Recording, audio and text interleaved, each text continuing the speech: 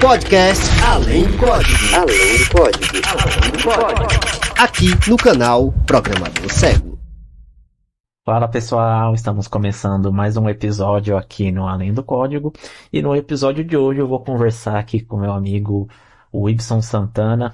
Também conheci ele lá no grupo do WhatsApp lá do Pessoas Cegas Programadoras. Olha, se eu conseguir eu vou trazer todo mundo daquele grupo pra cá, porque tem muita gente boa lá. E aí ele topou aqui, tenho certeza que vai ser uma conversa bem legal. Então, cara, seja muito bem-vindo e muito obrigado aí por ter aceitado participar do podcast. Opa, eu que agradeço o convite e já bom dia, boa tarde, boa noite aí pro pessoal do canal e espero seja um bate-papo aqui descontraído e eu possa contribuir com o que for possível. E é isso aí, pessoal. Tenho certeza que vai contribuir bastante. E eu já acompanhei um pouco da sua história lá no link da sua postagem lá na Winter, né, que você me mandou. Vou deixar também o link aí na descrição do vídeo para quem quiser dar uma olhada. E é uma história bem inspiradora e a gente vai tentar abordar alguns tópicos dessa história aqui no episódio de hoje. E aí, cara, eu sempre começo assim perguntando pros convidados a respeito da deficiência visual, se a pessoa já nasceu cega ou adquiriu depois, e pelo que você contou lá na sua história lá no post da Winter, você perdeu a visão depois, né? Você veio descobrir que tinha uma doença degenerativa, né? Exato. Eu descobri esse problema ainda ali na adolescência, né? Porque eu sempre identificava assim que à noite eu tinha uma certa dificuldade de focar as coisas. E sempre os colegas, putz, olha, fulano tá lá na esquina, lá na frente. Eu olhava e falava, caramba, mas o pessoal tem uma visão de águia, né? E eu comecei a suspeitar assim que minha visão à noite ela estava deixando a desejar. Mas como eu tinha uma vida normal, né, andar de bicicleta, patins, jogar bola, videogame e tudo mais, ficava assim meio que em segundo plano. Então quando eu fui no oftalmologista, fiz aquela consulta padrão, vendo aquelas letrinhas, aquelas coisas e tudo, não dava nada porque eu não tinha nenhum grau ali, não tinha nenhuma correção ótica a ser feita. Só que em uma dessas consultas, né, eu sempre reclamava, eu falava, olha, eu acredito que tem alguma coisa porque eu sinto essa dificuldade, assim, e numa análise que o oftalmologista fez ali, né, com aquela luz que coloca no olho e deu uma analisada, ele falou, olha, aparentemente tem alguma coisa no fundo do olho, mas aqui eu não tenho equipamento e não tenho como fazer uma avaliação e eu indico que você, né, vocês, no caso minha mãe, eu e tudo, procurássemos um especialista, porque ela que estava me acompanhando na consulta, e aí ele indicou um retinólogo, um especialista em Brasília. Então, para quem não sabe, né, quem não conhece, hoje eu moro na cidade de Niquelândia, no interior do Goiás. Então, nós fomos nesse especialista e fiz todos os exames e até então detectou que eu tinha uma degeneração na mácula, né, em ambos os olhos. E eu recebi a notícia que era uma doença que ela era gradativa, que ela iria avançando, que era algo para a época novo, né, assim, em questão de pesquisas e tudo mais, e que não tinha tratamento. Isso foi em 2001, acredito que foi em 2001. Eu estava com 15 para 16 anos. Aí depois disso eu procurei mais outros 2 especialistas, né, pedindo aquela questão de segunda e terceira opinião, mas todos os laudos ali, o diagnóstico foram os mesmos, entendeu? Então foi mais ou menos nessa época ali que eu descobri que eu tinha esse problema.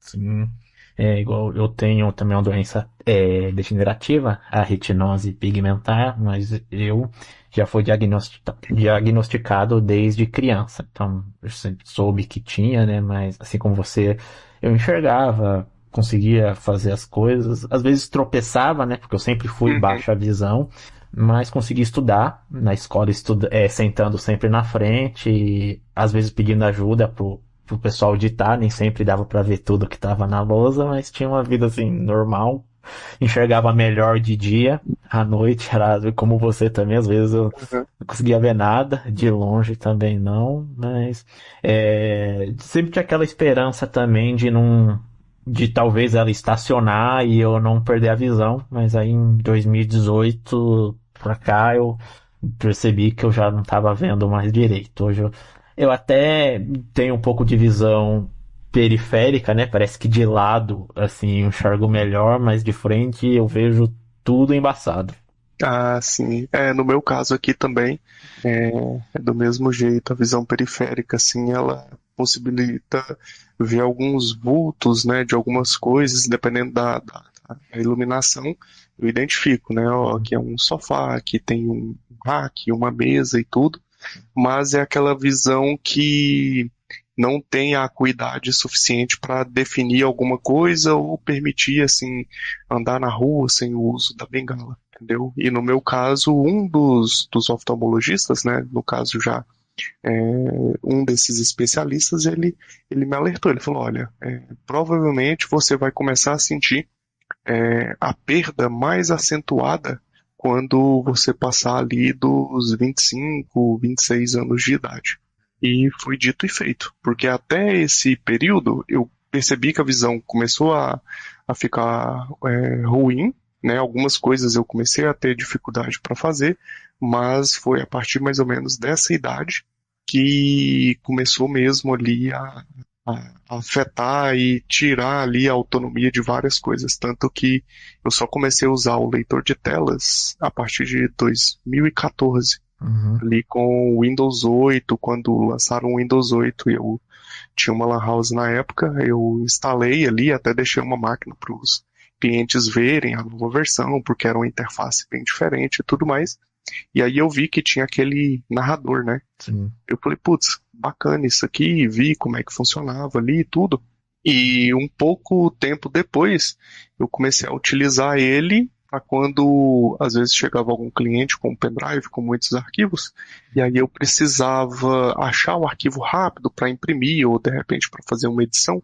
E ao invés de ficar forçando a visão, eu ativava o narrador e fazia ali mais rápido. E eu comecei assim, usando de forma esporádica, mas aí conforme foi passando o tempo, eu comecei a usar o modo de alto contraste e procurei ali um outro leitor que fosse com uns melhores comandos, né, a usabilidade melhor, e foi quando eu encontrei o NVDA e comecei a utilizar e tudo mais, e aí de lá para cá só utilizo o computador se tiver o leitor. Hoje, claro, sem o leitor eu não faço nada, Sim. e no smartphone eu só passei a usar a partir de 2018. Até então eu nunca tinha querido ali arriscar comprar um smartphone, ver essa questão do leitor e tudo mais. Eu tive ali aquele momento de negação, e aí em 2018 foi que eu resolvi, eu entrei no mundo Android.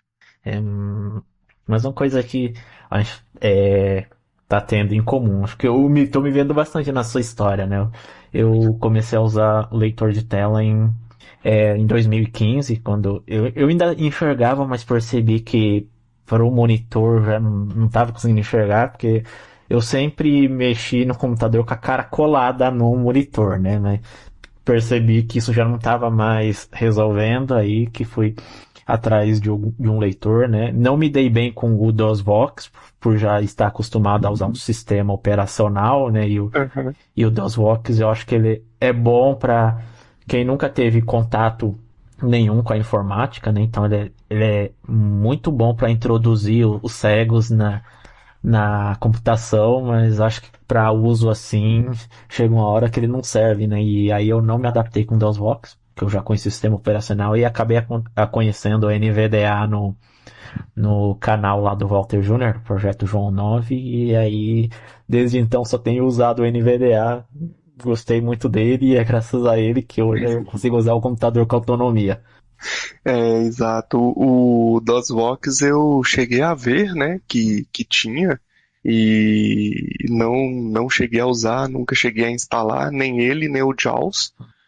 Sei que tem, mas o DOSBox é como você falou, né? Uma plataforma ali que ela é bem auxiliar na introdução ali e para o estudo, né? De informática, digitação e algumas coisas ali são bem úteis, mas para gente que já utilizava o computador ali, o sistema de forma nativa e com autonomia, ele acaba ficando assim um pouco, eu não vou dizer nem obsoleto, mas aquém do que a gente precisa, né? E o NVDA ele dá a liberdade para você utilizar o sistema ali e ter autonomia para fazer a maioria das coisas. Sim.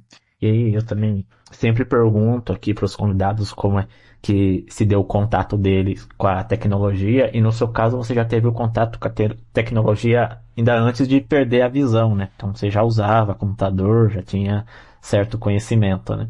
Já, cara, eu tive contato bem cedo, igual você falou. Uhum. Com 4 anos de idade eu já tive o meu primeiro videogame. Meu pai me deu um Atari, então eu já tive. Jogou muito Enduro, River Raid, né? Joguei, cara, Enduro, Pitfall, como é que é o nome daquele outro joguinho de nave, cara? River Raid. River Raid, exatamente. Pac-Man. Pac-Man, então essas paradas aí eu... Deixa eu te perguntar, quando você jogava Enduro, você também ia se mexendo junto com o controle? Quando ia mudar de caminho, você achando que estava no Nintendo Wii? Essa parte eu pulava, tinha que às vezes mexer junto com o controle, porque aqueles joysticks de Atari, principalmente os mais baratos, eles geralmente estragavam o direcional ali para um dos lados e você tinha que colocar mais força. Uhum. E às vezes parecia que você ia quebrar o que já estava quebrado, né? Sim. Mas girar o controle ali, não. Então, eu tive esse contato desde de bem cedo, né? E então, assim, tive vários minigames. Em 96 eu ganhei um SNES, então eu tive um Super Nintendo. Logo depois, em 98, meus pais compraram um computador. Então, assim, eu tive esse contato e utilizava o computador ali para fazer trabalhos, trabalhava em casa, né, fazendo digitação para outras pessoas, digitalização de imagens, documentos. Então, além da diversão dos jogos, ainda utilizava para estudar e fazer uma graninha também, né? Uhum. E cara, como é que se deu aí a sua é, reabilitação depois que você percebeu aí, bom, perdi a visão, não tem jeito? Como é que foi, né? Cada um tem um tempo assim de aceitação. Como foi o seu processo, sei lá, até aceitar que precisava de ajuda, aí, finalmente se render à bengala. Cara, essa parte foi complicada. Pra mim foi muito canseira, porque assim, eu era um moleque, uma criança, um adolescente muito ativo nessas questões de praticar esporte, brincadeira de rua e tudo mais. Então, assim, nesse ponto eu fui muito privilegiado, sabe? De andar de bicicleta, patins, skate, não, mas às vezes brincava ali, mas era só de zoação mesmo, mas patins eu andei bastante, bicicleta, jogava futsal, futebol.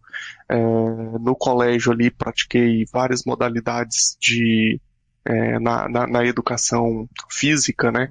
De jogar handball, basquete, fazer aquela ginástica artística ali com trampolim, cama elástica. Então, assim, fora brincadeiras de rua, né? Que a gente sempre fazia e tudo mais, e a parte de você ter contato com videogame, computador e tal, tal, tal. E aí, quando você começa a perder essa autonomia e deixar de fazer essas tarefas e essas atividades de lazer e tudo mais, isso vai causando uma frustração muito grande. Algumas pessoas, até com quem eu tive contato, aceitaram de forma mais rápida, mais fácil e menos dolorosa, mas para mim foi muito complicado, cara. Eu demorei bastante, no início, assim, eu fiquei full pistola, muito revoltos, entendeu? E, tipo, hoje eu percebo que se eu tivesse aceitado antes, tivesse tido ali um pouco mais de tranquilidade para buscar, vamos dizer, né, a ajuda que eu busquei antes, eu teria de repente conseguido me adaptar bem antes e com menos sofrimento, digamos assim, porque no início, quando eu imaginava, falava, cara, usar uma bengala, aprender braille, eu não quero, e eu ficava full pistola mesmo, sabe? E eu falava, nossa, eu não quero, e eu não me via naquela condição. Entendeu? A aceitação, no meu caso, ela demorou e até hoje ainda tem alguns momentos assim que eu fico meio pensativo, Uhum. não como antes, mas eu costumo falar até com a minha esposa, né, que minha aceitação e tudo, ela já passou ali da casa dos 99%, mas não bateu os 100 ainda. Sim. Mas é assim, né? Cada um tem o seu tempo, né? Igual a minha visão mesmo, eu vim perder ela em 2018 e eu só vim procurar um lugar para fazer a reabilitação aqui no estado onde eu moro agora, no final de 2023 para 2024. Que eu penso assim, a mesma coisa que você, né? Se eu tivesse procurado antes, tava bem mais livre, né? Mas Uhum. depois de tantos anos assim, eu cheguei à conclusão que não dava para ficar nessa vida de depender das pessoas para ir em algum lugar e aí elas às vezes tem que ficar me esperando para me trazer ou ir lá depois me buscar e eu falei, não. E eu sempre vi assim, não, se tem outros cegos que conseguem aí andar usando a bengala, ter autonomia, porque eu não, né? Aí vi que não quero mais ficar assim dependendo dos outros e busquei um lugar e tô aí na fila agora para começar o meu treinamento de orientação e mobilidade e vou te falar, tô muito ansioso, acho que eu não vejo a hora de começar a sair batendo bengala por aí, ter aquela sensação de liberdade, né, de Ah, autonomia. sim, sim. E esse é um ponto interessante, porque assim, às vezes o pessoal vai ouvir aqui e é muita gente que às vezes está em alguma cidade com bastante recurso. Uhum, Então tem vários centros de assistência, de reabilitação e tudo mais. E aqui, onde eu moro, apesar de tem uma APAE, né, uhum, e tem uma associação aqui que trata de pessoas com deficiência, mas nenhuma das duas tem o foco em dar suporte para pessoas com deficiência visual. uhum, Então não tem orientação à mobilidade, não tem aula de braille. Então quando eu tinha procurado aqui a primeira vez e tudo mais, não encontrei esse suporte. E o primeiro contato que eu tive junto ao INSS para ver essa questão de reabilitação também, eles não disponibilizavam nada. Então, assim, desde que eu, entre aspas, procurei a primeira vez, até de fato, quando eu comecei a fazer a orientação em mobilidade, que eu só fiz a orientação em mobilidade, acho que do final de 2018 para o começo de 2019, teve um hiato ali de mais ou menos uns 10 anos, entendeu? Só que foi um período em que até 2014, 2015, eu ainda tinha uma autonomia de sair na rua, assim, mesmo que com dificuldade, nos lugares onde eu conhecia, e andar sozinho, né? Mas depois de um tempo, isso foi ficando cada vez mais difícil, e aí, quando eu resolvi e procurei ali, até lembro que como eu não tinha o WhatsApp, não tinha o smartphone, eu dei uma pesquisada no Google, achei um grupo lá no Google Groups e entrei, fiz parte, trocando ideia com o pessoal e fui pedindo dicas e tudo. Aí me indicaram um celular, que na época eu precisava de um celular barato e que atendesse, né? uhum, E aí, quando me indicaram lá, eu comprei o celular e até o pessoal do grupo Tecnologia Acessível, o Anderson Albernaz, que é o criador e admin do grupo, ele falou, olha, quando seu celular chegar, configurar e tudo que você tiver online no WhatsApp, fala com a gente aqui que vou te colocar lá no grupo. uhum, Então, quando eu entrei e tive o primeiro contato, e aí foi o meu primeiro contato ali com o pessoal de fato da Segolândia, Uhum. que, como se diz, minha mente ela deu uma expandida, sabe? Porque aí, trocando ideia com pessoas que já tinham passado pelo mesmo problema que o meu, pessoas que tinham tido problemas diferentes, aceitações diferentes, casos diferentes, foi que eu tive assim aquela percepção de que, putz, eu poderia ter feito antes, mas, né, já que eu não tinha feito, agora eu tô com contato pessoal. Sim. E aí foi que eu tive um direcionamento bacana de o que fazer, como fazer e tudo mais. Então, eu até falo, né, às vezes tem alguém aqui que tá ouvindo e tá numa situação parecida, a pessoa não se excluir, Sim. não se ausentar ali de contato com outras pessoas e buscar, né, esse conhecimento de vivência com pessoas que já passaram por isso, para ter aquele atalho ali, encurtar e conseguir sair lá na frente de maneira mais rápida e mais satisfatória, cara. Sim, isso que você falou assim é fundamental mesmo, quanto que ajuda participar de grupos de gente que tem os mesmos problemas que nós, né? Que eu vim ter mais contato assim com a Cegolândia, onde fala, no grupo agora aí dos cegos programadores lá do WhatsApp. Antes eu não Uhum. convivia com outros cegos. Eu sabia que existia outros cegos, mas nunca conheci nem, nunca vi nenhum outro cego. É desse jeito. Sim. Aí lá no grupo mesmo, conversando com o pessoal lá, eu comecei a achar que já tinha passado da hora de eu procurar algum lugar para fazer a reabilitação, né? Que vendo lá o pessoal, tudo, se virar sozinho, eu comecei a pensar, mano, eu quero ter autonomia em outras áreas também, não só aqui no computador. Porque aqui no computador co- consigo fazer aqui tudo de olho fechado, né? No NVDA e no celular me viro muito bem, tenho a maior autonomia, mas eu sei que tem um mundo muito além aqui do meu quarto onde eu fico no computador. E Exato. conversando com um pessoal lá do grupo, né, o Chris, que inclusive até já gravei com ele aqui, não sei se nesse momento que você está assistindo, que você está ouvindo a gente, se o episódio dele já foi ao ar ou não, mas conversando com ele, que ele também é daqui de São Paulo, onde eu moro, aí que ele me indicou essa fundação, que foi onde ele fez o treinamento. Aí Uhum. eu fui lá, procurei e entrei na fila. Então, conviver com outros cegos, assim, não só cego, mas em geral, conviver com outras pessoas que passam pelo mesmo problema que você é fundamental. Te ajuda a ver que você não tá sozinho e que dá para superar. Ah, com certeza. E essa questão de autonomia é um ponto que eu ainda deixo muito a desejar na Uhum. questão de mobilidade mesmo. Mobilidade urbana ali, de sair, locomover, ir para um canto e para o outro, porque assim, muitas coisas sempre que eu faço, precisa sair, a gente precisa resolver, sempre ou eu vou junto com a minha esposa, Uhum. entendeu? Ou às vezes é um lugar que eu já conheço assim e eu já vou, paro na porta, volto. Uhum. Então, assim, aquela questão, igual você falou, que tem muitas pessoas que, putz, viaja, Uhum. pega ônibus, avião Sim, e se vira mesmo, o cara que enfrenta um metrô em São Paulo, no Rio e tudo, sim.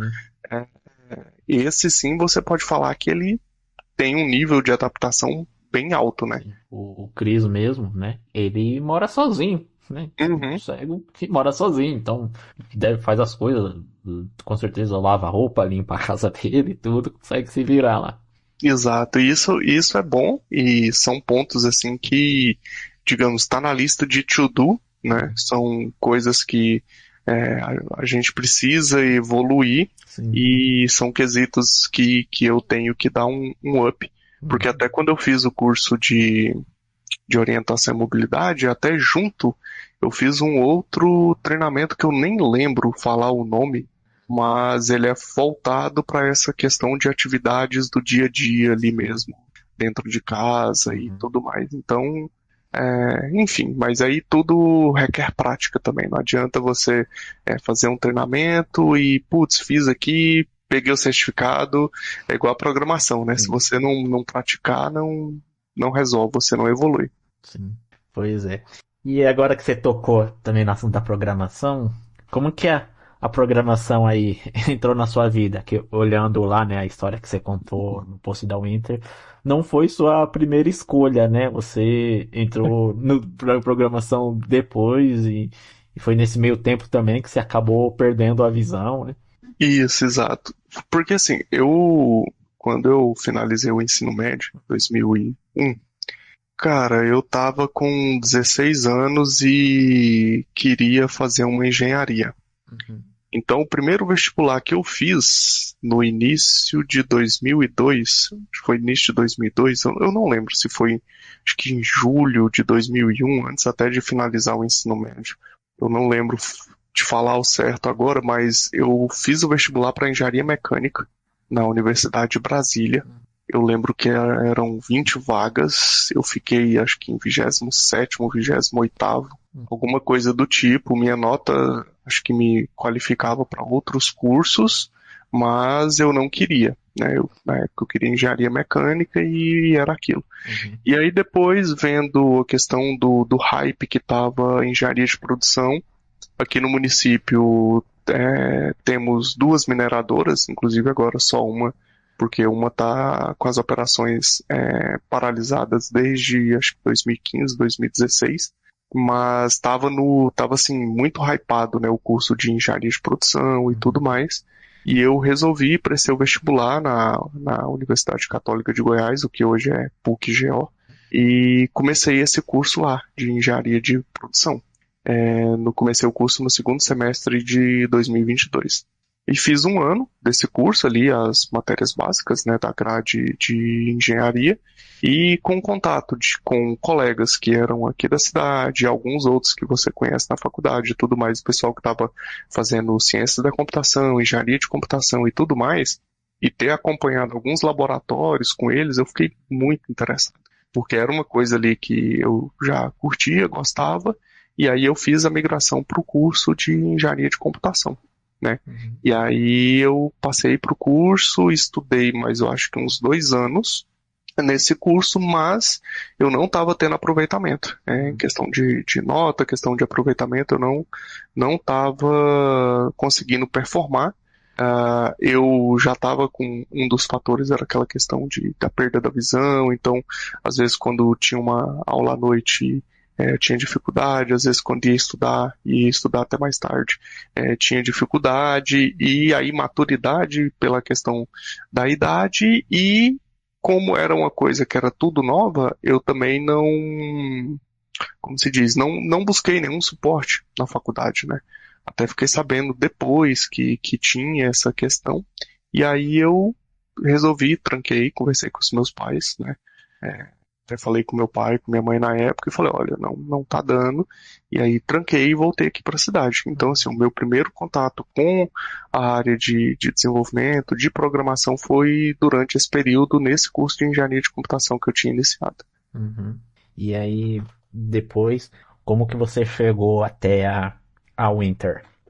Cara, aí nesse período aqui na cidade, eu fiz um curso técnico, né, de gestão empresarial, estagiei numa das mineradoras aqui, e aí fui assim, buscando caminhos que eu pudesse fazer alguma coisa e tentando defender o meu, né?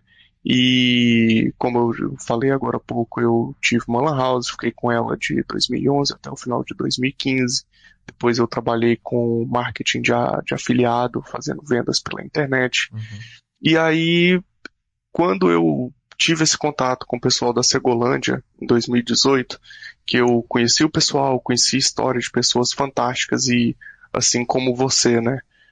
Você passa a conhecer pessoas que fazem coisas que você não imagina que um cego seria capaz de fazer. Às vezes as pessoas ficam assim, eu até falo com essa questão que tem o termo de capacitismo, né? Uhum. Às vezes tudo o pessoal fala, é capacitismo. Eu falo, não, cara, nem tudo é capacitismo. Muitas das vezes a pessoa ela tem uma admiração Sim. por você fazer alguma coisa que ela não imagina que é possível. Sim. Isso não é capacitismo. Eu olho mais como uma questão de uma admiração e uma surpresa positiva.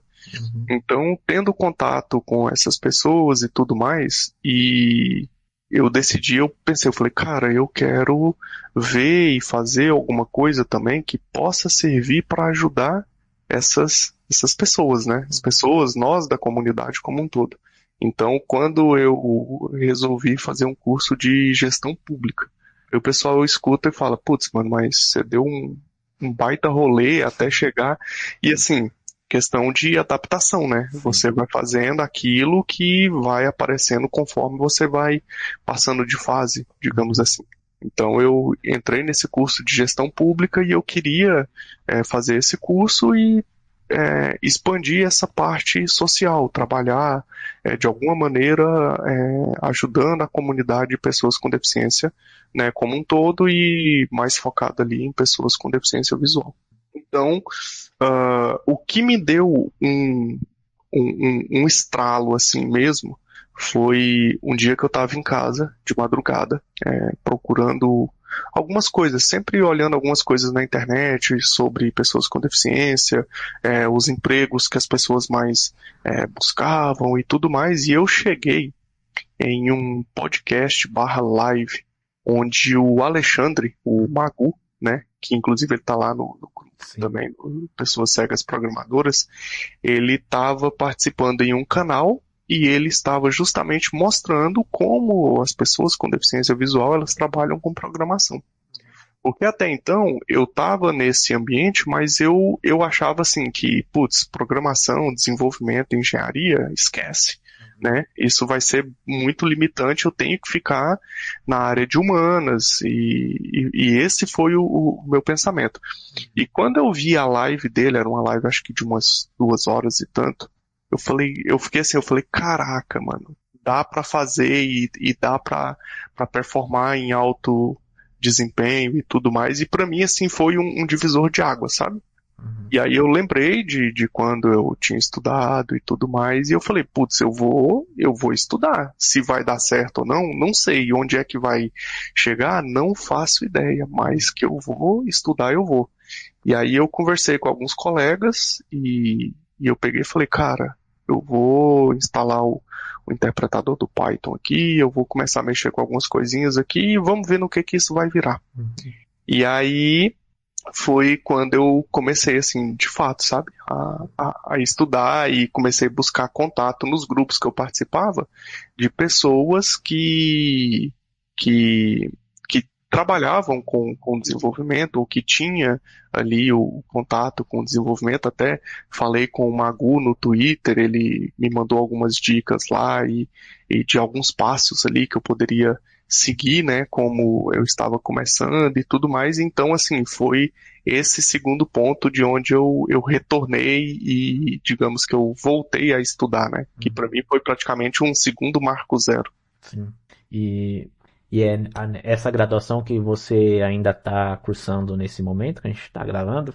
Não, a de gestão pública era um curso de tecnologia, né, em gestão pública, 2 anos de duração. Eu iniciei em 2020 e finalizei no final de 2021. Então essa eu encerrei e aí hoje eu estou fazendo o curso de engenharia de software também na Uninter. E lá, assim, a gente não tá recebendo nada, né? O Inter não tá pagando a gente. Se quiser pagar, eu não ligo, tá? Se quiser me patrocinar, eu tô aceitando, mas lá é uma boa faculdade, você recomenda, é acessível, você encontra o suporte que você precisa lá. Questão assim de suporte, cara, eu super valorizo o suporte que o pessoal oferece. Eles têm um departamento lá que é só para essa questão de acessibilidade e suporte para pessoas com deficiência, entendeu? A plataforma deles em si, a usabilidade, navegabilidade com o NVDA é bem tranquila. Não vou dizer que é aquele poço de acessibilidade que segue todas as regras da WCAG, mas você consegue acessar, você consegue assistir às aulas, baixar o material, fazer as provas e tudo mais. E, assim, no início eu tive alguns problemas. No curso de gestão pública não, porque eu fiz ele de ponta a ponta sem problema algum. Inclusive, na época, os livros, a gente recebia os livros físicos E, inclusive, eu tenho todos os livros aqui guardados, né? Que eu recebi todos os livros físicos e eles me mandavam também os livros em formato de texto. Então, todos os livros em formato de texto. Já no curso de engenharia, desde o início eu tive, assim, alguns percalços. Porque eu peguei situações que eu não tinha pego antes, que eram provas onde eles pediam para você fazer uma análise de um código e esse código estava numa imagem, Eu ou problemas até hoje. exato. Ou quando o código estava em texto, as alternativas lá para você escolher estavam em imagens. Então, assim, Ou às vezes a pergunta tá em imagem, toda alternativa tá em imagem, não dá pra deduzir nada. exato. Teve tudo isso e o material também, aquela velha complicação que a gente enfrenta, né? Então, conforme você pode ver no código abaixo, e aí tem uma screenshot, ao invés de colocar o texto ali. Então, assim, eu tive esse perrengue, inclusive meu curso atrasou por causa disso, e aquilo que a gente sempre comenta, né? Ao invés de partir para o confronto, alguma coisa do tipo, eu fui buscar o contato com as pessoas responsáveis por aquilo ali e consegui estreitar o contato com o coordenador do curso, o professor Rafael, que super gente boa comigo desde o início, e fui apontando os pontos para ele. Nós fizemos reuniões ali no Teams junto com outros professores, junto com o pessoal desse departamento que cuida da parte de acessibilidade e inclusão, e fui passando alguns pontos para eles de melhoria, mostrando na prática ali o uso do leitor de tela e como aquilo impactava, e de lá para cá alguns pontos já foram adequados, vem tendo melhorias nas atividades. Eu dificilmente recebo uma atividade, uma prova que tem esse tipo de questão, entendeu? E quando eu recebo, eu já reporto lá para eles e eles passam para os professores responsáveis. O material já começou a ficar mais acessível com os códigos ali em textos ao invés de imagens, e a gente vem sempre conversando, tendo reuniões recorrentes onde eu passo minhas informações, né, que eu coleto ali dos novos materiais, das novas disciplinas. Então, nesse ponto, eles estão bem receptíveis, né, para fazer as melhorias. A gente sabe que é um processo lento, não é de uma hora para outra, mas eu já percebi, sim, que vem melhorando, entendeu? E em relação à questão do nível das aulas e o conteúdo, cara, eu acho muito bom. Eu acho que é um conteúdo bacana, tem um nível bom, entendeu? Tem um grau de dificuldade que às vezes eu até comento com colegas do curso, né, que também já estão trabalhando na área, que se uma pessoa que ela não tem contato, igual eu fiz agora uma matéria de cloud, né, foi focada em AWS. Se a pessoa ela não tem nenhum contato com a AWS, ela nunca estudou e ela pega aquele material e pega as atividades, para ela vai ser bem puxado. Então, é nesse nível, assim, sabe? E, cara, você também tocou aí num ponto muito importante, que o Brian, que já conversei com ele aqui, né? O Brian, que é lá do grupo também, e ele falou no episódio dele que a nossa primeira atitude sempre deve ser o diálogo, né? Nunca Exato. já partir pro confronto, o que ele falou. Às vezes as coisas não são acessíveis, não é por maldade da pessoa, é porque ela não sabe como fazer, deixar acessível. Então, se a gente chegar lá, ensinar, falar, muitos vão ter a boa vontade de fazer, como você está vendo isso, né? Eles são receptivos, então eles vão, vamos fazer junto. Claro, quando não é esse o caso, como foi lá no caso do Aldenor, que ele contou a história dele, do professor que se recusou a adaptar a prova para ele, aí quando o diálogo não funciona, a abordagem tem que ser outra. Exato. Porque, assim, esse ponto eu sempre falo com os colegas também. Acessibilidade, e aí eu vou falar por mim, tá? como uma pessoa que não tinha deficiência visual e uma pessoa que passou a ter deficiência visual. Antes de eu ter deficiência visual, me lixava para acessibilidade. Às vezes a pessoa escuta e fala, como você está falando isso? Não, é a realidade. A maioria das pessoas que ela não tem um problema, ela não liga para ele. Você passa a focar em um determinado problema, em uma determinada situação, a partir do momento que ela passa a te afetar de alguma forma. Seja diretamente você ou alguma pessoa próxima a você, uma esposa, um esposo, um filho, uma mãe, um parente ali de qualquer grau que seja. Então, assim, eu trabalhava com manutenção de computador, eu formatava, eu trocava peça, eu tinha entrado no curso de engenharia e não sabia que existia um leitor de telas. Sim. Ao nível que já existia desde o final dos anos 80.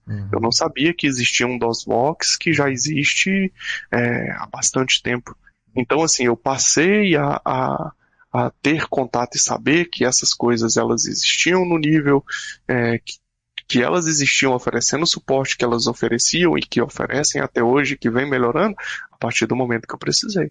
Então, o desenvolvedor front-end, muitas vezes ele vai fazer aquilo ali, ele vai se preocupar com a questão da usabilidade, questão de mouse, teclado, se a pessoa consegue clicar com o mouse, se é fácil de arrastar e soltar, entendeu? Se está bonito, né? O design está bonito, se a paleta de cores ali ela segue o padrão da instituição, se é institucional e tudo. As pessoas se preocupam com isso. A acessibilidade, às vezes uma plataforma ela é acessível na sorte. Ela saiu alguns pontos acessíveis, não porque pensaram naquilo ali, né? Mas porque aconteceu. Sim, que igual. Eu já mexia com HTML antes de perder a visão, mas naquela época eu não fazia a menor ideia das UI áreas, né? De área label, área expander, de nada, Exato. nem imaginava que existia WCAG. Para mim, o máximo de acessibilidade do HTML era colocar uma descrição no atributo alt da imagem. E é a mesma coisa que eu passei, porque quando eu mexi com essa questão de venda ali como afiliado, eu tinha colocado um blog no ar, então eu queria trabalhar com AdSense, venda de produtos ali como afiliado, colocando e tudo mais. Então eu editei um blog no Blogger, né? Ele existe hoje, mas não está no ar, só tem lá como se tivesse arquivado. E assim, a questão de acessibilidade que eu via era a tag out. E era aquela descrição porca, né? Que a gente colocava lá. Imagem tal, tal, tal. Não era uma audiodescrição. Sim, era tipo, imagem de uma mesa. Exatamente. Logo Entendeu? do site. Exato. Então, assim, aí como eu estudava um pouco de SEO e tentava ranquear algumas páginas do blog ali no Google, inclusive alguns eu consegui colocar como top 3 na época, eu via toda essa questão de semântica do HTML, né, os headings, a questão de fazer um link building, a questão de você ter um page rank e tudo mais, mas a questão de acessibilidade, isso aí, se eu te falar que eu cheguei a ver, ler, ouvir, estudar alguma coisa, mesmo eu estando naquela fase assim que eu usava o leitor mais como auxílio, porque eu ainda conseguia ler as coisas ali, se eu desse um zoom ou alguma coisa, entendeu? Do que qualquer outro tipo de informação. Então era assim, não procurava mesmo, sabe? Pois é. E aí é isso, né? Às vezes as coisas não são acessíveis mesmo por falta de informação e por não ter quem ensine a fazer. Então, enquanto talvez os cegos ficarem reclamando e não tomarem atitude, ir lá ensinar a fazer, muitas coisas vão continuar inacessíveis porque as pessoas não vão adivinhar. Exato, é por isso que uma das vontades que eu tenho é de fazer um curso de Quality Assurance, né, ali na parte de testes de acessibilidade, para ter o conhecimento, não para migrar, para trabalhar com isso, né, mas para ter o conhecimento para quando eu precisar reportar alguma coisa de algum site, alguma plataforma, eu ter dados mais técnicos ali para fazer um report mais acessível, né, e mais assertivo. Legal. É bom saber também aí dessa disposição da Winter, que eles estão sempre abertos assim a melhorar o conteúdo, abertos à conversa, que eu tô pensando, né, no ano que vem, do momento que a gente está fazendo essa gravação, né, a gente está em Uhum. 2024, aí o ano que vem eu me formo em ADS, e aí tava pensando em fazer uma segunda graduação lá na Winter, né, talvez ciência da computação.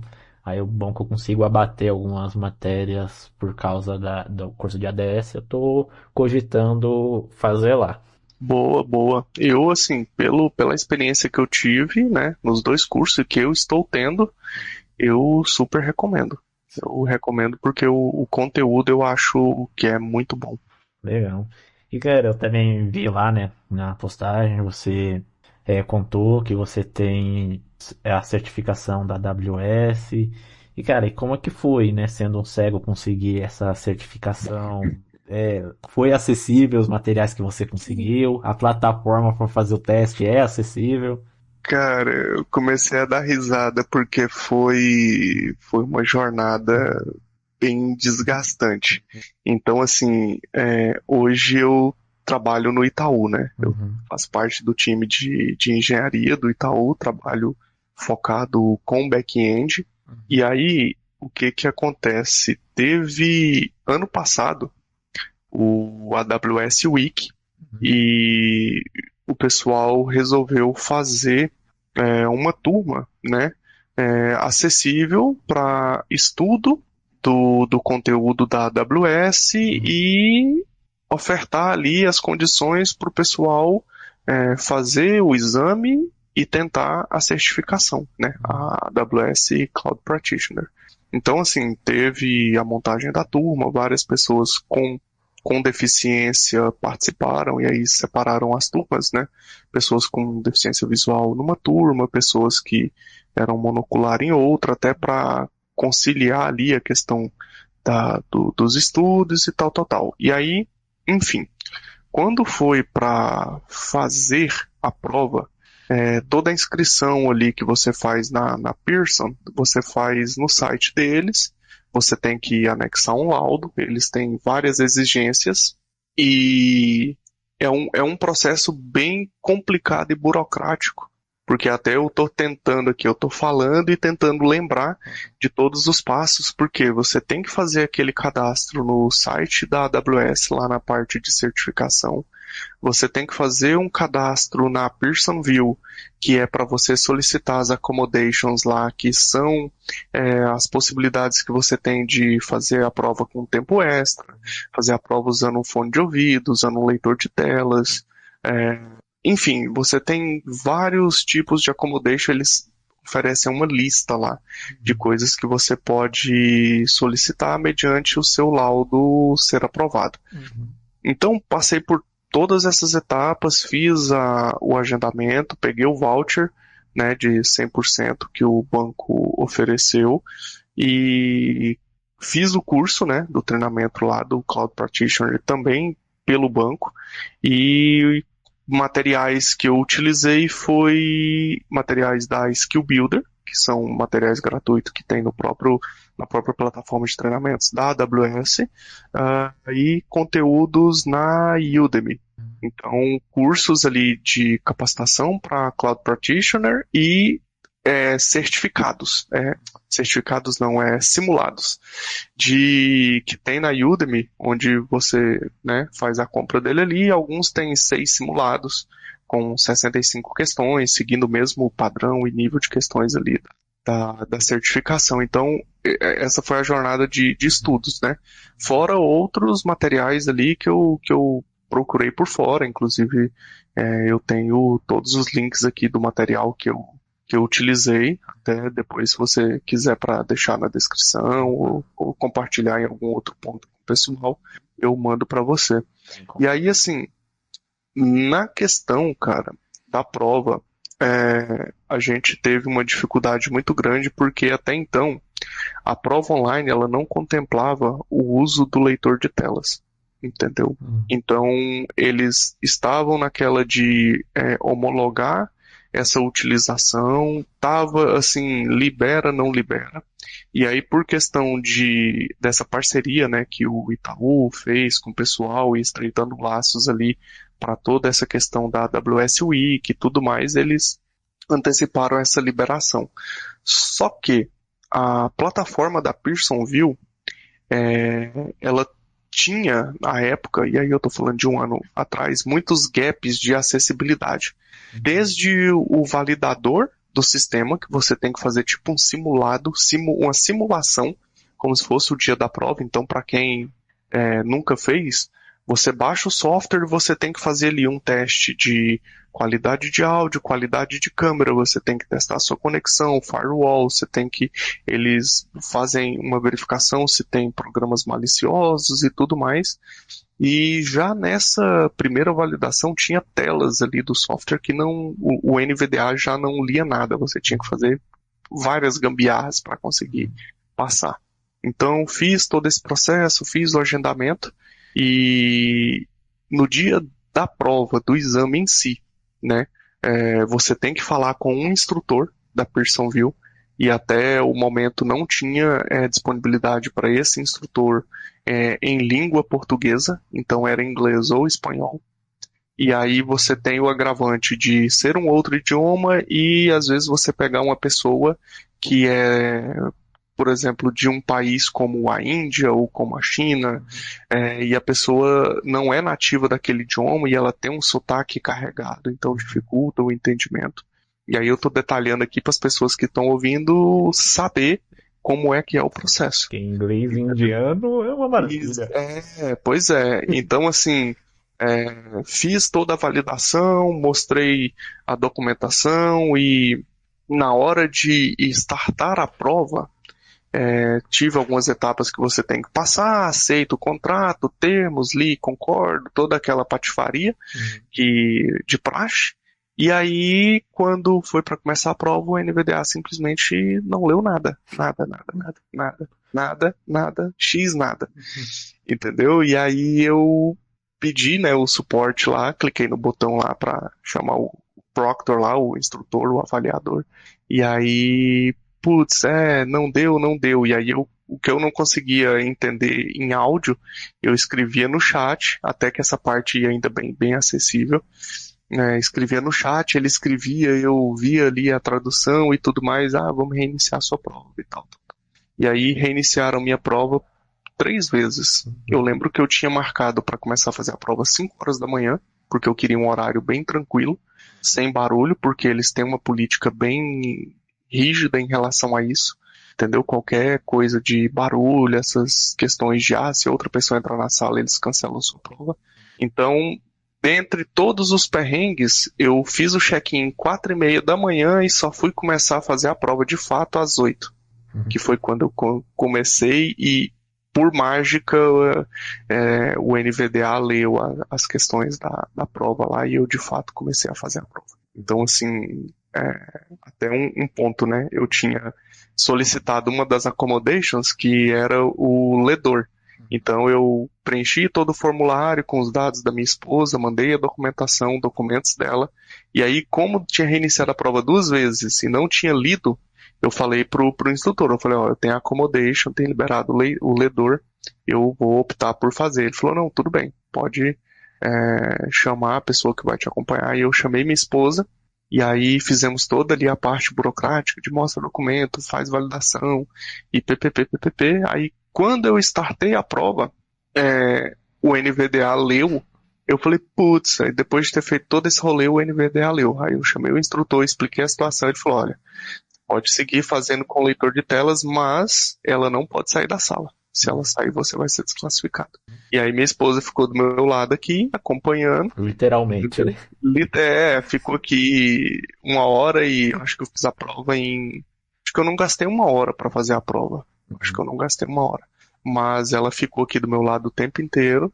E aí eu fiz as 65 questões, revisei e tudo mais e fui aprovado, deu bom. Mas teve todo esse perrengue que foi bem canseiro para fazer a prova online.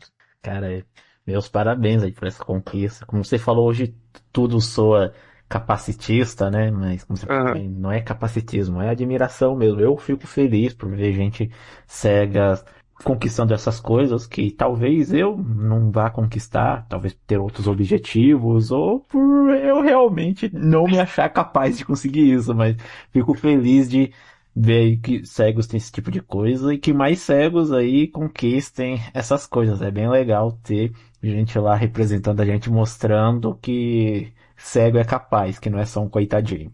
Ah, não, com certeza, pô. E valeu aí pelos parabéns. E eu reportei várias coisas lá pro pessoal da Pearson, entendeu? E o Itaú também, o pessoal que foi responsável por todo esse processo, vem conversando com o pessoal da AWS, da Pearson View também, para melhorar isso daí. A gente sabe que, né, é uma legislação que não é a nossa, então os escritórios deles atendem à legislação norte-americana, então às vezes eles estão de acordo com o que a legislação lá pede, mas para atuar aqui eles não estão.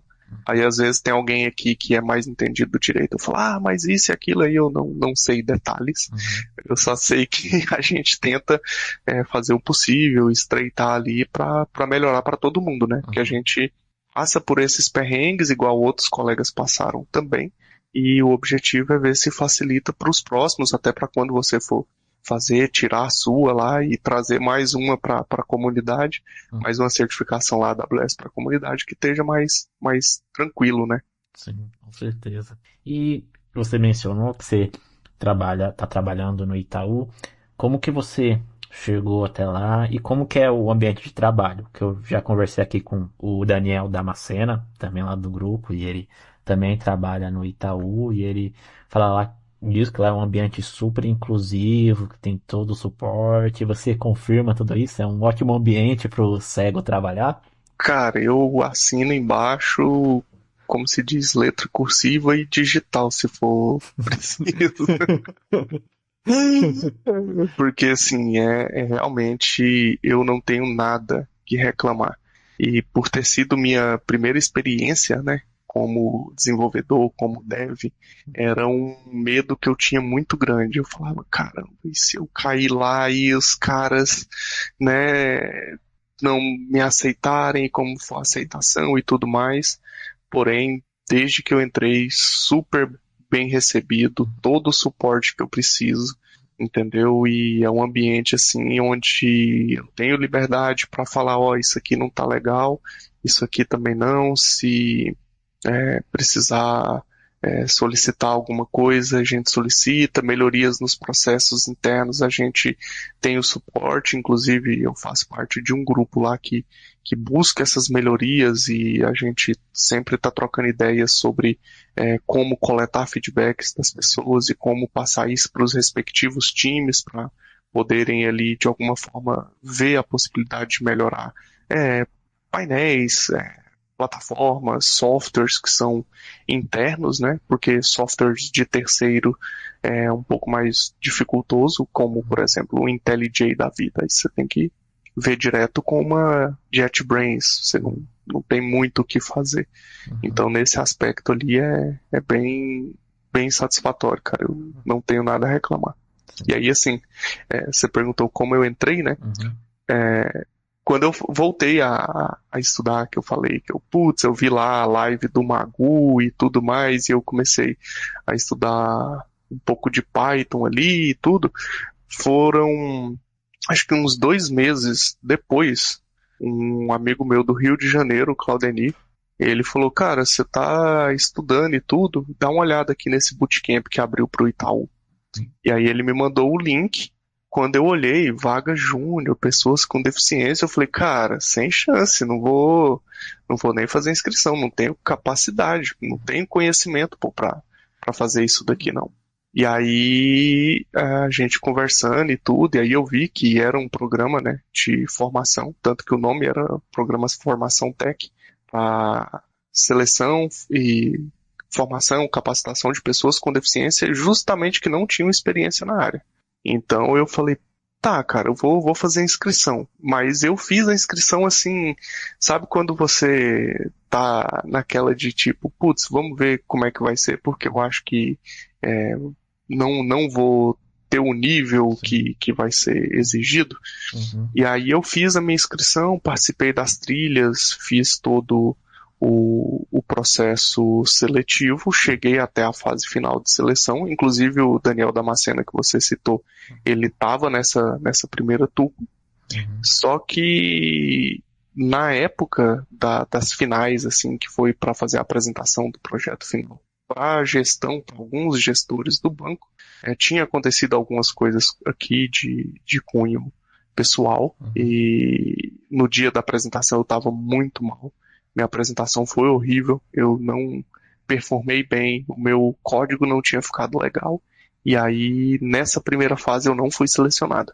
Aí eu fiquei naquela de, putz, cara, valeu a experiência, foi bacana, conheci várias pessoas que inclusive eu tenho um contato hoje, que formou a amizade.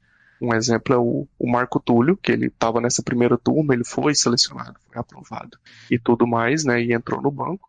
E aí depois de uns 15 dias, até conversando com o Marco Túlio, né, a gente trocando a ideia, eu falei para ele, olha, fica de olho aí, porque se pintar alguma coisa desse tipo, me manda. E aí foi quando eles abriram uma segunda turma desse processo seletivo do Formação Tech. E aí eu fiz a minha inscrição, né, e virei noites e noites estudando e consegui passar por todas as fases de seleção, cheguei até a parte final ali, fiz a apresentação do meu projeto de uma maneira completamente diferente, eu consegui performar bem na apresentação e performar bem com o projeto. Porque eu fui aquela questão assim, eu falei, cara, vai ser questão de honra. Se eu não for aprovado, não vai ser pelo projeto, porque assim, o meu projeto ficou muito bom. Então, aí deu tudo certo, eu consegui, fui aprovado, entendeu? E tô lá até hoje, cara, e pretendo ficar por mais um bom tempo. Legal. Quem sabe aí depois que eu fizer minha reabilitação, aprender a usar bengala, tudo, eu não fique de olho aí, me candidate em alguma coisa que aparecer e entre no Itaú também. Ué, Embora eu não me ache também muito capaz, não, mas quem tem que dizer são eles, né? exato, mas sempre tem vagas PCD, vagas para a parte de engenharia ali, o pessoal que trabalha com back-end, tem vagas para área de dados, área de testes de acessibilidade. Então, assim, cara, sempre tem muita vaga sendo aberta, entendeu? E não só no Itaú, como eu vejo também em outras empresas, né? Vaga PCD. E como você está em São Paulo, fica ainda mais fácil, né? De conseguir essa questão de entrevista, questão de conseguir uma efetivação, porque as empresas hoje estão optando muito pela questão da contratação híbrida, né? Então, o fato de você estar em São Paulo já facilita bem. Sim. E uma coisa também que eu falei com o Daniel, e pelo jeito você confirma, né, que o Itaú também parece se preocupar bastante com essa questão da acessibilidade, né? Porque eu tenho aqui o aplicativo do IT, né, que é do Itaú, o Banco Digital do Uhum. Itaú, e cara, como ele é acessível. Eu consegui abrir a conta nele totalmente sozinho, não precisa de ajuda de ninguém. Até o reconhecimento facial deles lá, que eles pedem para validar, consegui fazer, que eu tinha o retorno do talkback lá, vai mais para a direita, vai mais para a esquerda, tudo. Coisa que eu não consegui, por exemplo, no Nubank. No Nubank precisei de ajuda para abrir conta lá. Já o IT da Itaú achei totalmente acessível. Sim, sim, o It é um aplicativo fantástico. Inclusive, eu estou num time que é do It. Eu entrei no time do It, que cuida ali da parte da gestão de limites e de algumas outras features dentro do aplicativo ali também, como a parte do informe de rendimentos ali para o imposto de renda, né, e algumas outras funcionalidades. E nessa questão de acessibilidade, sim, ele é muito, muito, muito bom. E até o pessoal está migrando algumas dessas tecnologias para o app principal do Itaú, entendeu? Sim, que, que mais aplicativos se mirem nesse exemplo, né? O Nubank ainda tem aquela ajuda lá que diz que você pode marcar lá se é um que você é um deficiente visual e eles te fazem uma chamada para falar com a pessoa, mas nunca usei aquilo não. E não dá autonomia, né? Sim. Já no It, cara, eu faço tudo sozinho lá. Então, Itaú tá de parabéns. A gente não tá sendo pago, né? Mas não ligo se tu também quiser patrocinar, mas é bom Mas ver aquela. empresas assim preocupadas com a acessibilidade. Não, com certeza, pô. E a gente tem que falar e divulgar, porque acaba virando referência, né? É igual quando você encontra um aplicativo de e-commerce que ele te possibilita fazer toda a jornada de compra. Você faz o seu cadastro de forma autônoma, você pesquisa, você escolhe o produto, você passa pelo carrinho, entendeu? Faz o pagamento e recebe em casa Sim, sem precisar do auxílio de outras pessoas e tudo mais. Então, isso tem que virar referência, né? sim. Igual já conversei aqui com uma amiga cega, aqui também no podcast, que se não me engano foi da Shopee, que ela falou, ela não consegue fazer compra na Shopee pelo aplicativo, porque parece que o Talkback não lê o preço. É bizarro. Sim. E aí ela também falou, acho que é Shein, uma loja lá, que ela não consegue ver as especificidades do produto. Tipo, se ela for comprar uma garrafa d'água, ela não consegue ver de quantos ml, cor, nada. Pelo menos não é detectável pelo leitor de tela. Então, tipo, o cego não consegue comprar nesses lugares e já é um público que eles não estão alcançando, né? Ah, isso aí é complicado, né, cara, para dizer o mínimo, porque é dizer assim, putz, essas pessoas aqui eu não faço questão que elas usem o Sim, dinheiro delas aqui sim, na nossa plataforma sim. comprando os produtos que elas precisam. Isso aí. Então, quando a empresa deixa, que seja de qualquer tipo de empresa, né, de qualquer ramo, ela deixa o aplicativo dela não acessível, basicamente a mensagem que ela está passando é isso. E aí a gente volta naquele ponto, né, que às vezes nem é de forma proposital, Sim. né, mas fazer o quê? Acaba que prejudica do mesmo jeito, sendo ou não sendo, né? Sim. Eu não sei qual é a porcentagem de cegos aqui no Brasil, né? Nunca vi procurei esse dado, mas tá aí, é uma porcentagem talvez considerável de lucro que essas empresas estão perdendo. Não, com certeza. Da última vez que eu tinha visto entre deficientes visuais totais e pessoas com baixa visão, quase 7 milhões. Tá aí, ó. 7 milhões de clientes que eles não estão explorando. E se eles soubessem o quanto o cego gosta de comprar. Não, exatamente. E, cara, quais são as dicas aí, conselhos para o deficiente visual que está ouvindo a gente aqui agora, querendo aí talvez entrar nessa área da programação ou alguma outra área? Quais os conselhos que você dá para superar as dificuldades? Porque, como eles veem, ó, dá para a gente fazer, dá para programar, dá para seguir, não precisa ficar aí se limitando por causa da deficiência. Então, que dicas, conselhos você dá?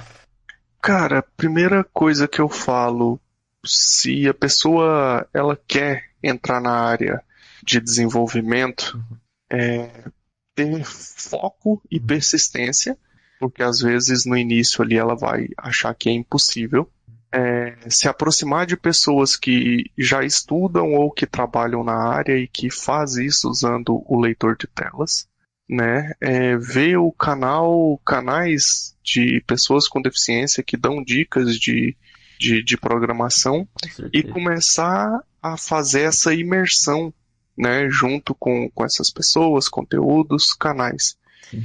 Aproveitando aí, vou te cortar, mas tem um canal muito bom que vocês podem conferir chamado aí Programador Cego no YouTube. Tem os conteúdos de programação lá, se se interessar. Né, eu recomendo, então entra lá, faz a inscrição. Aí você fala, vulgo meu canal. É. E, e assim, uma dica essa aqui eu considero importantíssima. Porque às vezes a pessoa ela fala que ela quer entrar na área, ela vê, às vezes, a pessoa que já está programando, já tem uma desenvoltura com o leitor de tela, com uma IDE e tudo mais, e ela quer fazer um curso, ela quer fazer uma faculdade, ela quer fazer um curso superior, ela quer buscar uma vaga de emprego, um estágio e tudo mais. Então eu falo assim, ó, antes de qualquer coisa, é muito importante a pessoa se nivelar no uso dela mesmo com o leitor de telas e o computador. Porque às vezes a pessoa tá ouvindo aqui, ela fala, mas como assim? Eu mexo no computador, eu dou play aqui nas minhas músicas, eu procuro um vídeo no YouTube, tá. Eu sempre falo assim, você consegue navegar com autonomia dentro do sistema operacional? Se você precisar instalar ou desinstalar um programa, e aí partindo do princípio aqui que todo o processo de instalação e desinstalação seja acessível, tá? Você consegue instalar e desinstalar? Você consegue mover uma pasta? Você consegue usar o básico de um terminal, seja ele o CMD ou um Git Bash? Entendeu? Você consegue se virar bem com o NVDA? Essas são perguntas assim que eu costumo fazer para as pessoas quando às vezes vêm, né, conversar comigo, porque às vezes ela quer ingressar na faculdade, mas ela não tem autonomia para fazer essas coisas. E aí quando ela ingressa, ela vai ter questão de o conteúdo que ela precisa estudar, e aí seja EAD ou seja presencial, e toda essa questão de instalação de software, configuração. Você precisa configurar o interpretador do Python. Então, ele é mais simples, você só vai lá, instala e ele já configura a variável de ambiente. Mas e se eu quiser instalar uma JDK, eu quero mexer com Java, eu quero um compilador de C, você consegue, você tem autonomia para fazer o download, configurar, instalar, ou configurar uma variável de ambiente de forma manual, entendeu? Eu preciso rodar um Hello World aqui no prompt de comando. Você tem essa autonomia?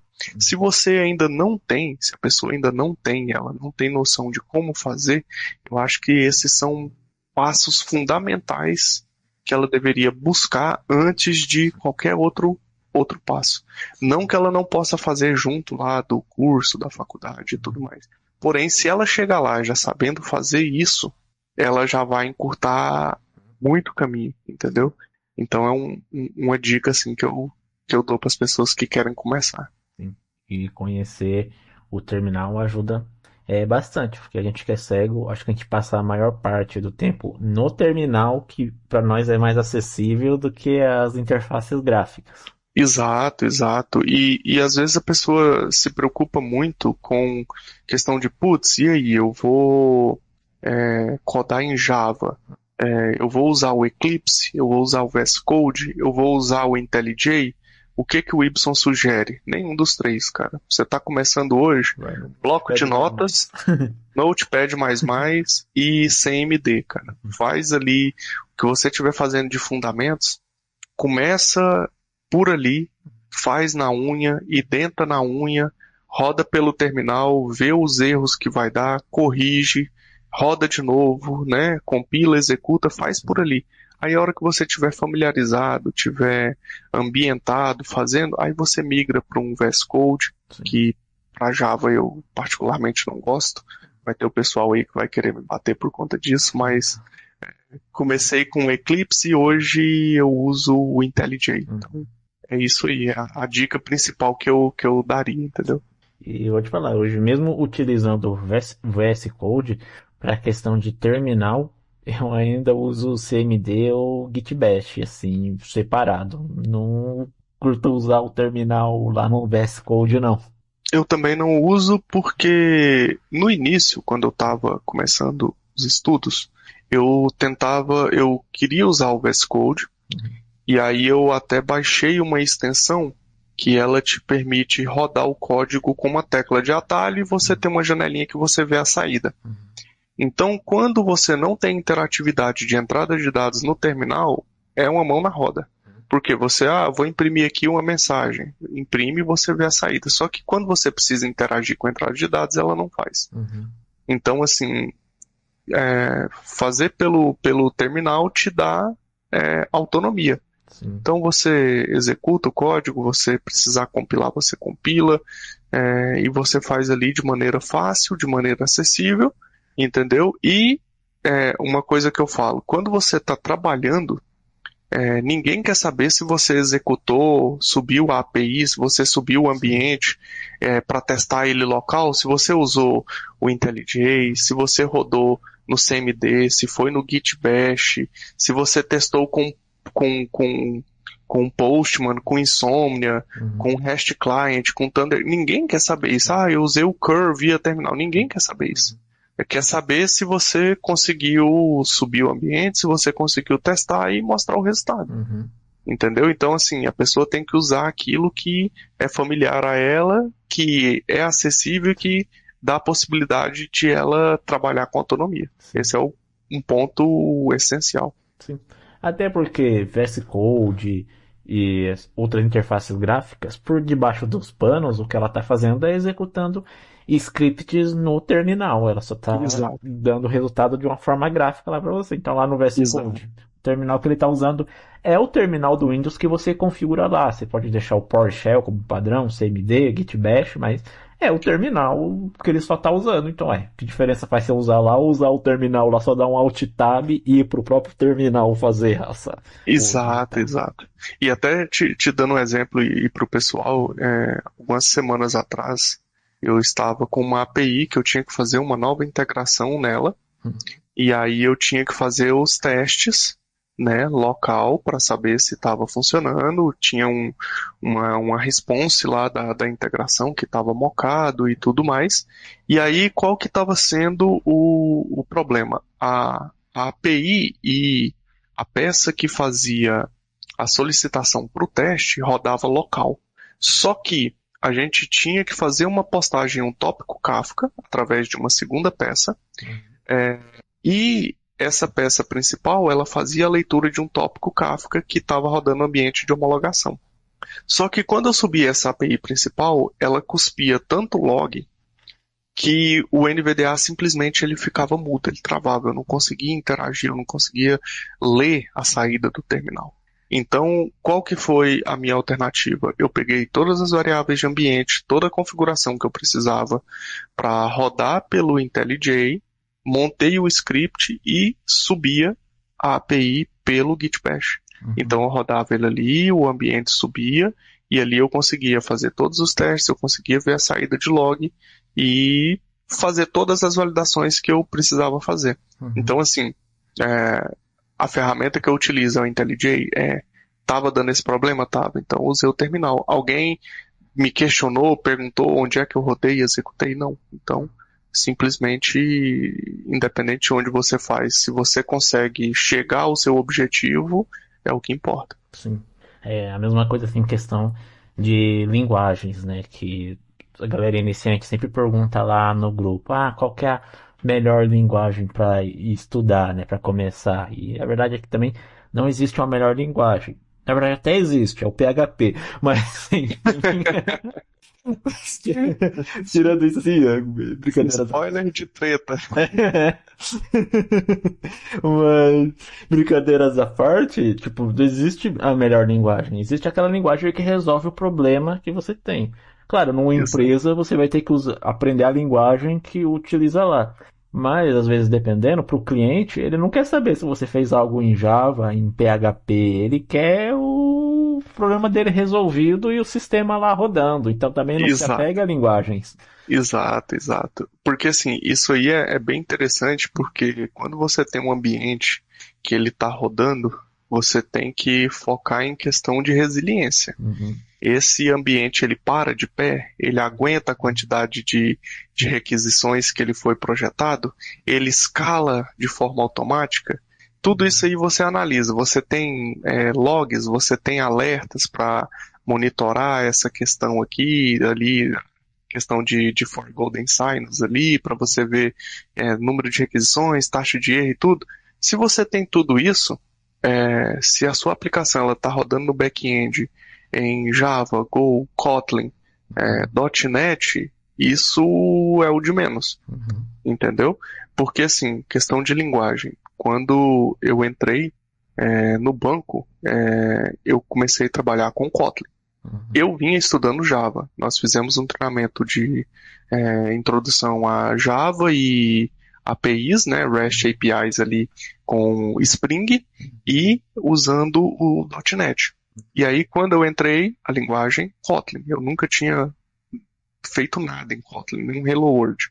Então, assim, para mim tudo era novidade. Fui estudar o Kotlin, o framework e o Spring. Então, no back-end ali, né, a diferença só mesmo a questão da linguagem. E aí, desse tempo para cá, tanto as aplicações em Kotlin, ali no que a gente, né, desenvolvia no IT, tínhamos aplicações, algumas em Java, que a gente precisava da manutenção, então já, né, tive códigos que eu subi em Kotlin e em Java. Do final do ano passado para cá, nós herdamos algumas aplicações que estavam em .NET. Então, assim, devido ao escopo do contexto da feature, acharam que seria adequado ficar com a nossa squad. Então, algumas dessas APIs eram em .NET e eu já precisei fazer alterações em algumas delas, coisas pequenas, mas precisei. Então, já vem outra coisa, né, que é o .NET. E mais recentemente, agora eu estou estudando Python. E aí a galera fala, putz, mas que salada é essa? Estou estudando Python porque a gente tem os serviços que a gente utiliza na AWS, principalmente o Lambda e o AWS Glue, que a gente sobe esses serviços utilizando o Python. A Lambda dá para fazer com Java, dá para fazer em .NET, dá para fazer, mas o pessoal sempre, na maioria das vezes, opta pelo Python. E o script do Glue, que é um serviço de extração, transformação e carregamento de dados, que ele trabalha com a carga massiva de dados, que são muito dados ali, geralmente o pessoal faz ele em Python ou Scala. Então, para não mexer com Scala, a gente também faz em Python. E aí eu estou estudando Python, já passei das partes de fundamento e agora estou estudando a parte de dados, que é o Spark, Apache Spark. Então, o pessoal que tiver curiosidade aí, que é utilizado bastante na parte de engenharia de dados, ciência de dados ali para trabalhar com transformação e tratamento de dados. Tanto o Apache Spark quanto aquela biblioteca Pandas, né, que aí você usa direto só fazendo o import ali no Python. Então, assim, eu falo isso porque às vezes as pessoas ficam apegadas muito à questão de uma única linguagem, uma única tecnologia, mas às vezes nossa, eu adoro a linguagem XPTO, e às vezes a pessoa fala que nunca trabalharia com a outra, mas ele cai numa empresa onde o pessoal vira e fala, olha, vai ter que fazer e a linguagem é essa, e ele vai ter que colocar a mão na massa, ou sair, né, do time. Sim, amanhã eu posso ser obrigado a trabalhar em Java e trair o movimento. É o que paga o boleto. É isso aí, Java é vida. Há controvérsia. Mas a verdade também é que a pessoa não pode se apegar à linguagem, né? Tipo, domine a lógica de programação, estude bastante lógica, os fundamentos, tudo. Você conhecendo a lógica, você se vira em qualquer linguagem depois, porque você só tem que se adaptar à sintaxe. Exatamente. Então, assim, a gente fica numa questão que eu até estava conversando com um colega agora, que ele estava participando de alguns processos seletivos, né? E a gente trocando uma ideia, e já fica a dica pro pessoal aqui também. Muitas vezes o pessoal fala assim, às vezes a gente, quando tá no início, eu ficava assim também, né? Putz, eu vou estudar aqui o Java, vou estudar Spring, né? Spring Framework ali, então eu vou conseguir fazer algumas coisinhas aqui, tem as APIs que eu vou conseguir subir. Aí a pessoa fica presa a um banco de dados, geralmente o MySQL ali no início, né? Eu vou subir aqui ou instalando direto lá, ou usando um champ, enfim. E a pessoa fica nesse ambiente. E eu falo, junto a isso, cara, a gente vê muita coisa. Você vê a parte de containers com Docker, você vê a parte de Kubernetes, que é a orquestração de containers ali, que a gente usa na AWS. Então você tem serviços de nuvem, no nosso caso ali é a AWS que a gente utiliza, então a gente vê vários serviços de banco de dados, de mensageria, de funcionalidades ali que são serverless, né? Que no caso eu citei a Lambda. que você sobe ali, ela é como se fosse, não, ela é uma aplicação e ela executa na nuvem sem que você precise se preocupar, entendeu? Em configurar a máquina, escalabilidade e uma porrada de coisa que você precisaria configurar num serviço, a AWS ela faz isso para você por debaixo dos panos. Então, para quem não conhece, você subiu o seu código, quando ele precisa ser acionado, você sobe uma instância da Lambda, ela executa e morre. Simples assim, entendeu? Então, você não tem uma aplicação que fica rodando 24/7 igual quando você sobe uma máquina virtual. Então, tem todas essas questões, tem todos esses serviços acoplados junto, tem aquela parte ali que a gente já comentou de observabilidade, que é você ter alertas, que é você saber se a sua aplicação está rodando, se ela está tendo erros, se não tem. Então, além da questão da parte da linguagem de programação, existe um universo que fica ao redor, entendeu? Que você precisa estudar, que você acaba tendo que olhar e ver os conceitos e aprender também, e não ficar só preso a essa questão de linguagem de programação. E aí isso depende, assim, de empresa para empresa, de time para time, de onde você está inserido, saca? Sim. E é isso, gente. Aí a lição é: não existe a linguagem correta, comece pelo PHP. É exatamente isso daí.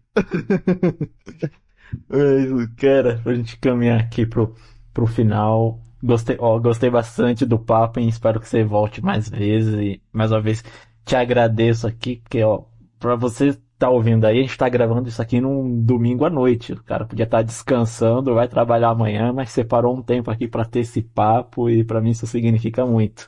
Mas caminhando aqui pro final. O que você curte aí fazer quando você não está programando? Porque afinal de contas você não passa o dia inteiro no computador, né? Então quando você não quer uma linha de código mais na sua frente, o que você faz para relaxar, passar o tempo? Cara, que eu curto, assim, eu curtia muito ouvir música. Uhum. Hoje é um hobby que eu faço bem pouco, confesso. Principalmente porque a questão de leitor de tela e música tocando ao mesmo tempo não é algo que fica agradável para mim. Eu tenho uma caixinha de som que toca separada ali, mas perdi o hábito de estar ouvindo música enquanto eu estou fazendo alguma coisa. Entendeu? Então, assim, quando eu quero dar uma espairecida, eu vou acompanhar notícias de futebol, vou ver como é que tá o Mengão nas competições.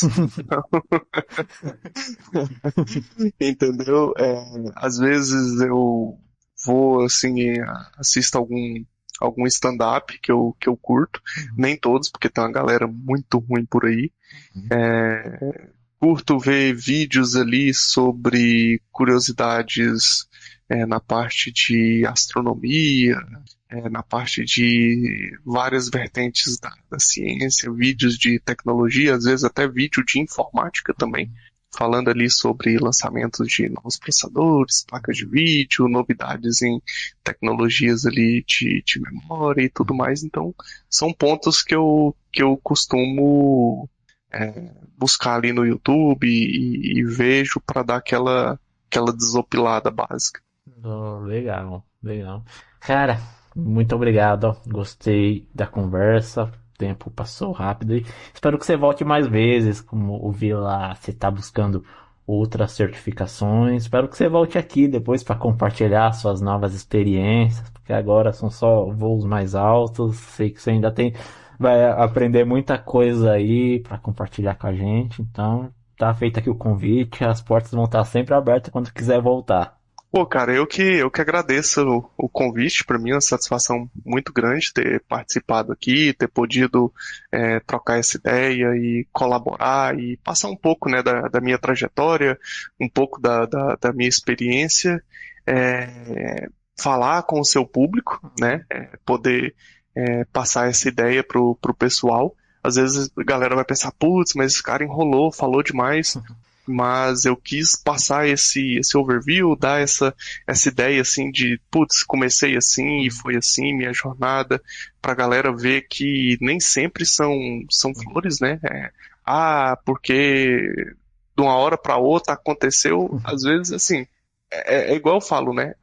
Pode até colocar que foi de uma hora para outra, mas até chegar a essa questão do bootcamp, formação, ter estudado, você viu que foi vários Uhum. pontos que foram levando a outros pontos que se eu não começo, se eu não vejo lá o vídeo do Magu ou vejo outras coisas e tudo, talvez eu não estaria naquele timing para receber o link e poder fazer a inscrição e tudo mais. Então assim, é para mostrar para a galera que se você acha que tem que ir por um caminho, vá, cara, vá e entendeu? Vá adaptando. Se você precisar adaptar o curso, adapte, mas siga em frente, não fique parado, porque você parar, desistir, desmotivar e não querer fazer é muito pior do que você fazer e de repente não chegar no lugar onde você queria, mas pelo menos você fez e você chegou em algum lugar. E aí é tirar lições positivas dos sucessos, dos fracassos e principalmente dos fracassos.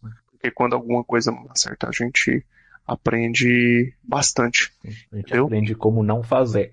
Exatamente, cara. Exatamente. Então foi isso daí, pra mim, muito bom. E sempre que tiver a oportunidade, quiser contar com a minha presença pra gente trocar uma ideia, a gente marca, a gente fala e tamo junto, cara. Com certeza. E como você falou, às vezes a pessoa vai achar que é fácil, mas não é fácil pra quem enxerga, porque que vai ser pra gente, né? Quem Exatamente. enxerga não tem tudo de mão beijada. Exatamente. Fácil não é, e aquilo que a gente falou, né? Tem que ter muita dedicação, tem que ter muito apoio, entendeu? Você não consegue fazer as coisas assim de uma hora para outra.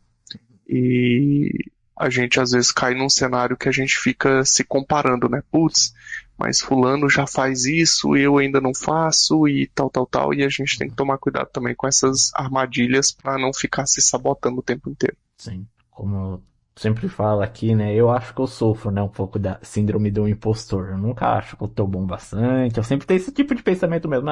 Fulano tá sempre melhor. Lá do grupo mesmo, eu vejo gente lá que acho que tem mais tempo de experiência do que eu tenho de vida Uhum. e fico me nivelando assim, não, eu nunca vou chegar no nível desses caras. Mas aí eu penso, mas talvez tenha aquele que tem aquela dúvida que talvez eu possa sanar, né? Que talvez ele vai encontrar em mim a resposta e não naquele que sabe mais do que eu. Talvez aquele que sabe mais do que eu não é acessível para essa pessoa. Então, Exato, exato. E tem aquele detalhe, uma coisa que eu aprendi a fazer, assim, ao invés de ficar se comparando com pessoas que, naquele momento ali que a gente está de estudo ou de carreira, parece que é inalcançável, ou parece que é uma pessoa que está muito além, ao invés de ficar se comparando, é se espelhar nessas pessoas. Porque quando você se espelha e pega como exemplo, você fala, putz, esse cara aqui é minha referência. Eu quero chegar nesse nível ou o mais próximo. Se você vai fazer isso em um mês, 6 meses, um ano, 2 anos, isso é uma coisa assim que a gente não consegue mensurar de imediato, porque depende de tempo, né? Às vezes é igual você falou, a pessoa tem 5, 10 anos de estudo, carreira, e você está começando, eu estou começando, e às vezes a gente se pega nessa armadilha. Mas se espelhar e ter pessoas boas como referência. sim, com certeza. E, gente, vou aqui só falar mais uma vez, vou deixar aí o link da história do Wilson lá na postagem da Winter para vocês darem uma lida lá depois. Confere que vale a pena. Vou deixar também aí, caso ele queira compartilhar o link do LinkedIn dele. Sigam ele lá, vão lá fazer essa conexão. Vai ser muito bom também. E se você assistiu até aqui, né, e gostou, e ainda não deixou o seu like, deixa o seu like aí pro YouTube entender que você gosta desse tipo de conteúdo e vai te recomendar mais. Deixa aí nos comentários também o que você tem achado desse projeto novo aqui no canal, desse podcast, se essas conversas estão sendo úteis para você. Comentem aí que todo comentário é bem-vindo. E se você é novo por aqui, seja muito bem-vindo. Já se inscreva aí no canal também, ative o sininho para você ser notificado quando tiver vídeo novo. Confira aqui os outros episódios e o demais conteúdo que eu tenho aqui no canal, né? Tenho vídeos aqui de programação, tenho aqui algumas playlists de PHP, a melhor linguagem que tem. Mas quem sabe futuramente eu traga aí vídeos de Java também, que eu cheguei a ver na faculdade, né? Quem sabe eu traga aí alguns fundamentos também aí, mas tenho vídeos de JavaScript, HTML, enfim, confira aí, quem sabe alguma coisa é útil para você. Nos vemos no próximo episódio. Até mais, pessoal.